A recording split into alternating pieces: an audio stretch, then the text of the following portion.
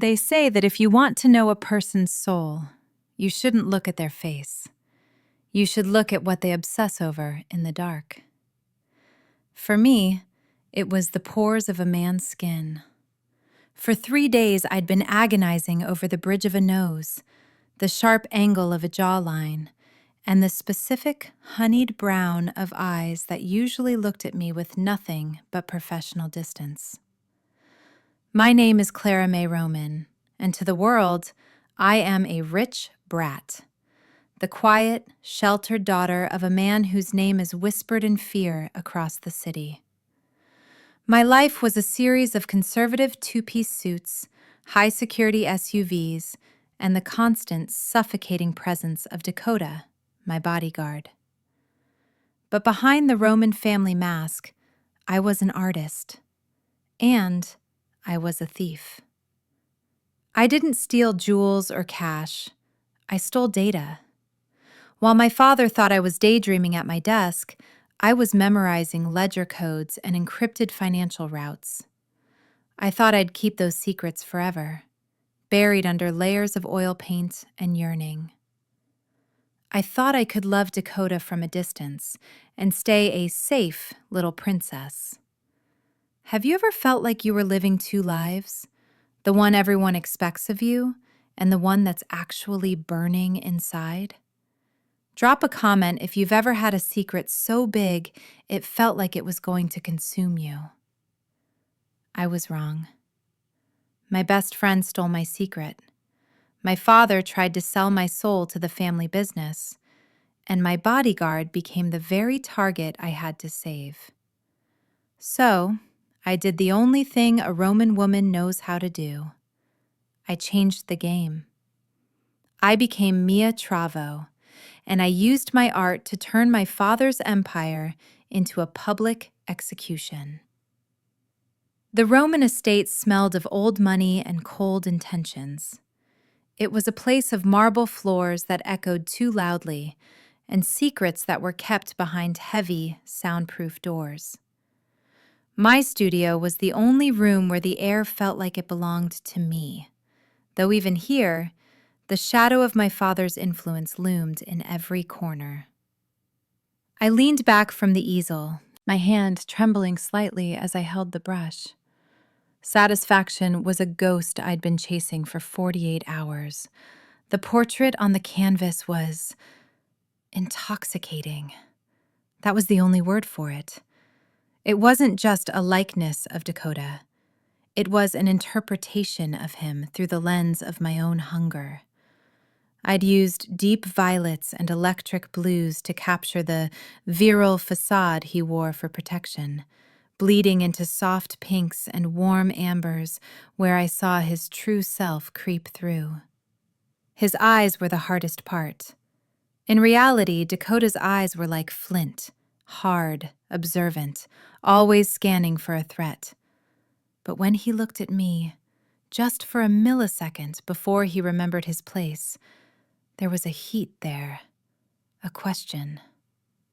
Dakota is not a hunk, I whispered to the empty room, a desperate lie intended to ground me. But intrusive thoughts don't manifest into dozens of hours of labor. This wasn't a passing fancy. It was a manifestation of a year spent in each other's proximity, a year of him opening doors for me, of him standing 3 paces behind me at galas, of the way his scent, leather and something like rain, filled the back of the armored car.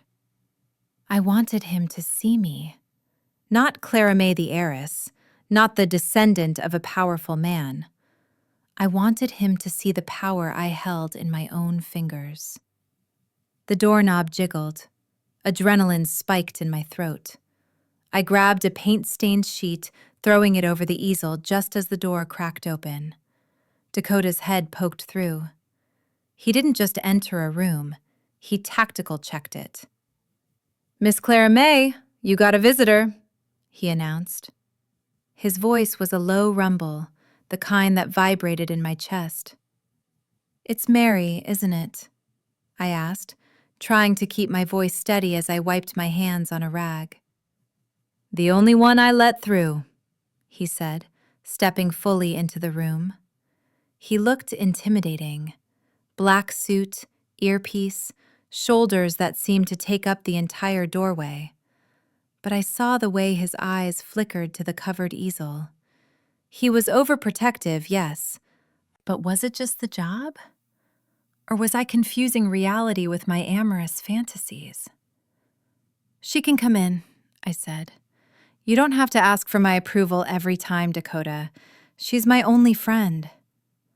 Relationships change, he queried, his gaze returning to mine. Y'all might be friends now, but what about tomorrow? People use people in this city, Clara, especially people with your last name. You would be the first to know if that happened, I said.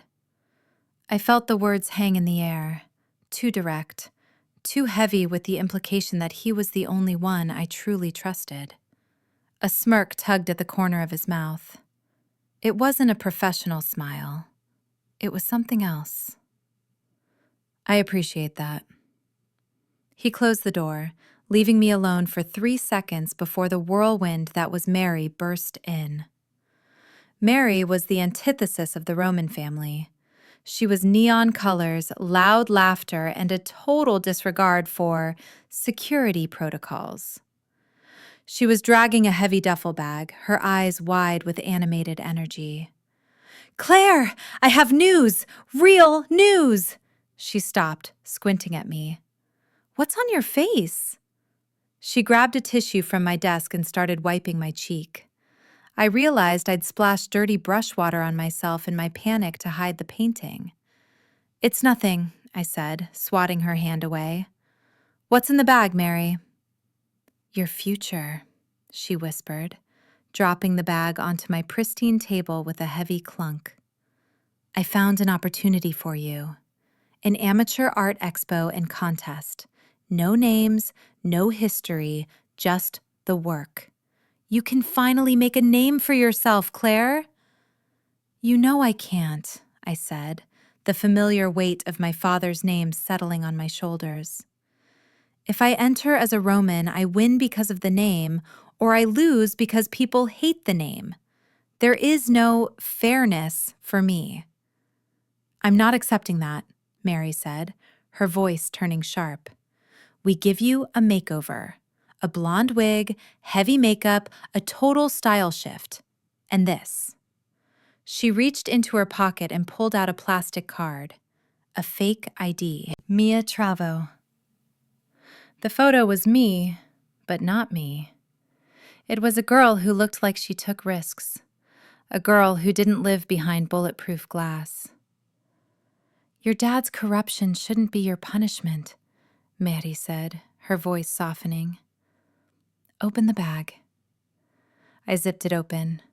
Inside was a transformation kit. A long, luscious blonde wig to cover my tight afro, glittering eyeshadows, bedazzled low-rise jeans that would show off a shape I usually hid under conservative wool. It was mesmerizing. It was terrifying. "I can't. The business would suffer if they found out," I stammered.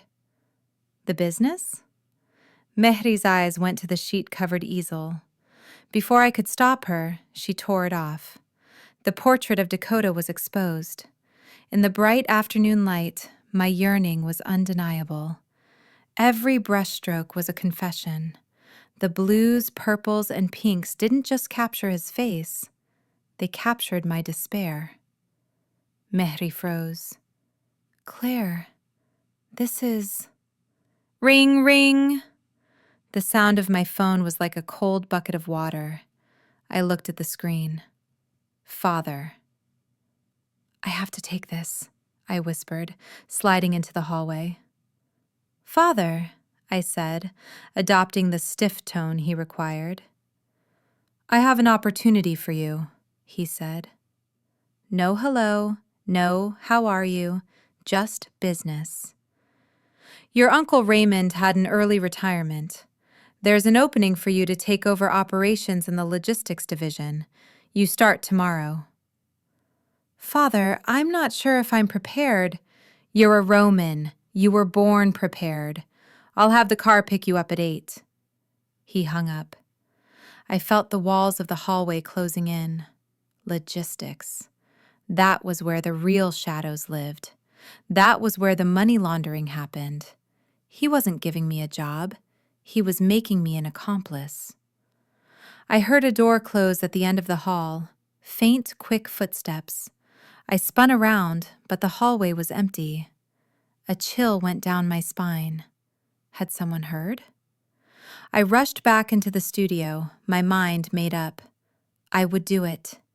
I would be Mia Travo for one night. I would enter the contest and find a way out.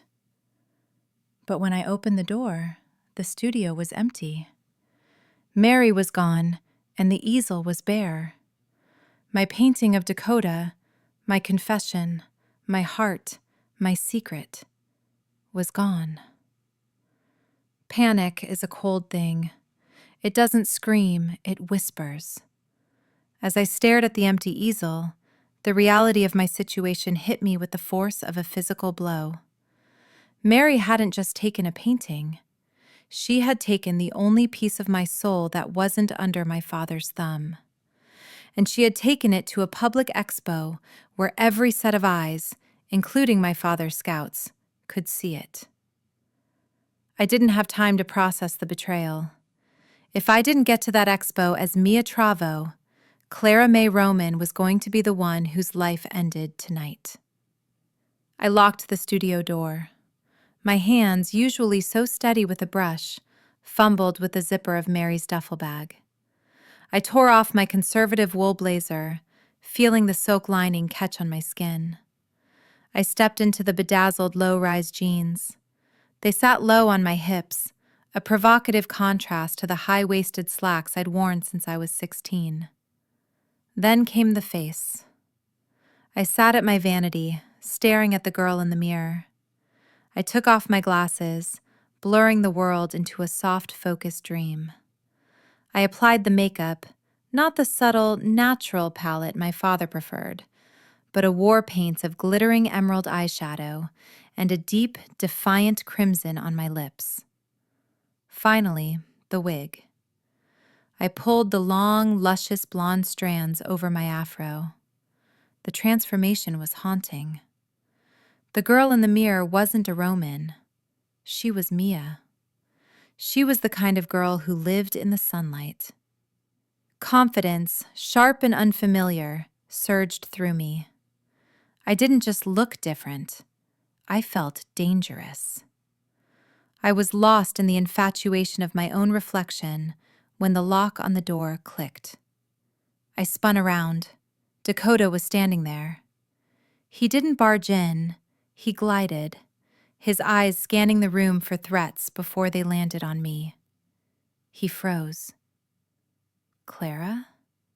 His voice was a low, uncertain growl. "Get out!"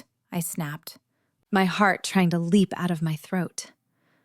"What's going on?" He stepped forward, his hand dropping habitually to his side. The door was locked. "You never lock the door. And who? What are you wearing?" "I'm going out," I said, my voice higher than usual. "Don't worry about me. I'm taking a taxi." "Are you crazy? Like that?"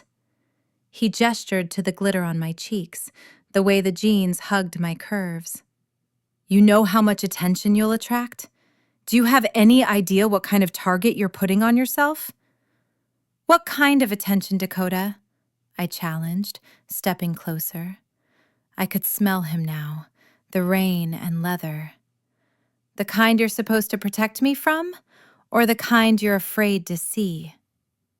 "You ain't getting outside without me stopping you," he growled. He didn't understand. He thought he was protecting a princess. He didn't know he was trying to cage a revolution.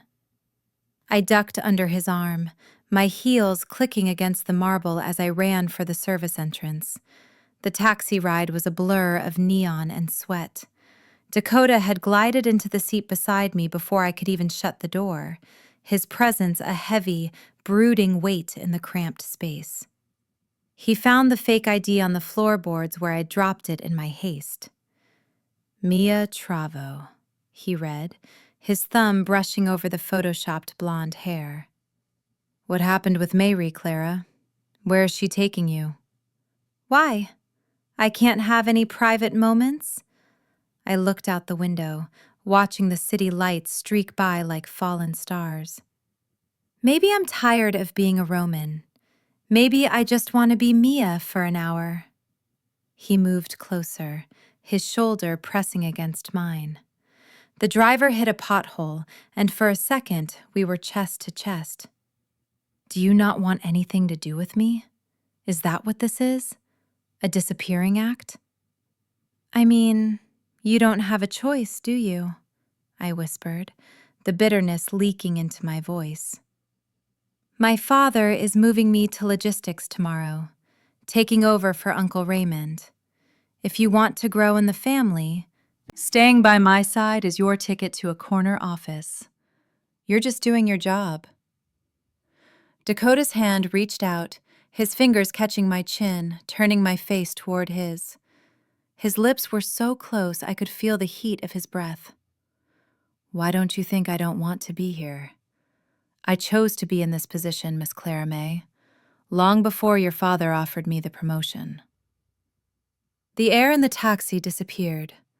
I stared into those brown eyes, the ones I'd spent 48 hours repainting, and realized I hadn't captured the half of it. There was a raw, unshielded honesty there that no oil paint could ever mimic. The taxi screeched to a halt. We had arrived. The art expo was a sea of people. It was outdoors, under a canopy of string lights that looked like a mimicry of the constellations I used to study. Art enthusiasts, critics, and, I knew it, my father's scouts were everywhere. I forced my way through the crowd, my heart pounding a frantic rhythm. I had to find the painting. I had to find Mehri. Stay close, Dakota shouted, trying to maintain a perimeter in the chaos, but the crowd was too thick. A group of students in oversized coats pushed between us, and in the neon-lit madness, I lost him. Dakota! I screamed, but the sound was swallowed by a nearby live band. Panic surged again. If anyone within the family discovered I had this level of affection for a bodyguard, they wouldn't just fire him. They would kill him. My father's empire was built on pure bloodlines and cold alliances. Dakota was a threat to that purity. My carelessness hadn't just exposed my art, it had placed a target on his chest. Tears began to flow, carving tracks through the heavy emerald makeup. I fought through the bodies, my heels sinking into the grass, until I reached the main stage. And then, I stopped breathing. The painting was there, front and center. It was draped in light, the blues and purples glowing with an almost supernatural intensity. But it wasn't just a portrait anymore. In the context of this crowd, under these lights, it was a broadcast. I ran. I didn't care who saw me. I ran until I was hidden in a dark, narrow alleyway behind the stage. I sank to the damp ground, my bedazzled jeans soaking up the grime, and I sobbed. I had ruined everything. I had tried to be Mia, but I was just a Roman who destroyed everything she touched. A hand touched my thigh. I flinched, but the touch was steady, grounding. It was Dakota. He had found me. I was trying so hard not to get exposed, I confessed, my voice breaking. If my father finds out about this, if he sees how I painted you, he's not going to let you leave freely. He'll think you compromised the family. Why does it sound like you're the one protecting me? He asked, kneeling in the dirt in his expensive suit. He didn't look at the crowd. He only looked at me. Do you want to be an artist, Clara? Because looking at that stage, you already are one. I will always be complicated, Dakota, I creaked. A Roman daughter, a traitor, A liar. It don't gotta be, he whispered, his hand moving to caress my face, his thumb wiping away the glittered tears. Not with me. And in that moment, as he leaned in, I realized something. I wasn't just Mia or ClaraMay. I was a Roman. And I knew how the game was played better than my father ever did. Dakota, look at the painting again, I whispered, pulling back just an inch. Look at the background, the dithering in the blue and purple hues. He looked toward the stage, squinting. I didn't just paint your soul, I said, a cold, hard fire lighting up in my chest. While I was daydreaming in my father's office, I was memorizing the encrypted ledger codes for the logistics division. Every brushstroke in that background is a piece of the cipher. By stealing this painting and putting it on that stage, Mary didn't just expose my love. She broadcasted the keys to my father's entire offshore network to anyone with a cryptographer's eye. Dakota's eyes widened. You turned your confession into a kill switch. I'm not running away, I said, standing up and wiping the rest of the glitter from my cheeks. I felt the Roman power finally aligning with my own. I'm taking over, but not the way he wants. I took Dakota's hand. We walked back toward the stage just as the judges gripped their microphones. The air was electric. The head judge, a woman with silver hair and a sharp gaze, stepped forward. The winner of the New Vision Amateur Expo, for a work that combines raw emotional power with a staggering technical complexity we are still trying to decode, Mia Travo. The crowd erupted. I felt the eyes of my father's scouts on me. I saw them whispering into their sleeves. They knew the face, even under the blonde wig. They knew the Roman daughter was standing on a stage, claiming a different name. I stepped into the light. I didn't look at the scouts. I didn't look at the cameras. I looked at the painting of the man I loved, a painting that was currently dismantling my father's empire one pixel at a time as it was uploaded to the internet. I am Mia, I announced, my voice amplified by the speakers, echoing across the park. And this painting is a tribute to the man who helped me see the truth. This is the last time you'll see the Roman name in the shadows. I looked at Dakota, who was standing at the edge of the stage. He wasn't my bodyguard anymore. He was my partner, my witness. I reached down, grabbed his tie, and pulled him onto the stage. Before the cameras, before the scouts, and before the world, I kissed him. It wasn't a rich brat's kiss. It was a declaration of war. By morning, the Roman Logistics Division was under federal investigation. The ledger codes hidden in the painting had provided the probable cause the authorities had been seeking for decades. My father was too busy trying to avoid a life sentence to worry about a brat with a brush. I'm not Mia Travo anymore, and I'm not ClaraMay the heiress. I'm just Clara. I still paint pores. I still agonize over jawlines. But now, when I look at Dakota, he isn't standing 3 paces behind me. He's standing right next to the easel. My father's empire crumbled because he underestimated the power of a woman who knew how to turn her yearning into a weapon. I didn't just win a contest. I won my life. So, do you think I went too far by using my art as a weapon of mass destruction for my family's business? Or was it the only way to truly be free?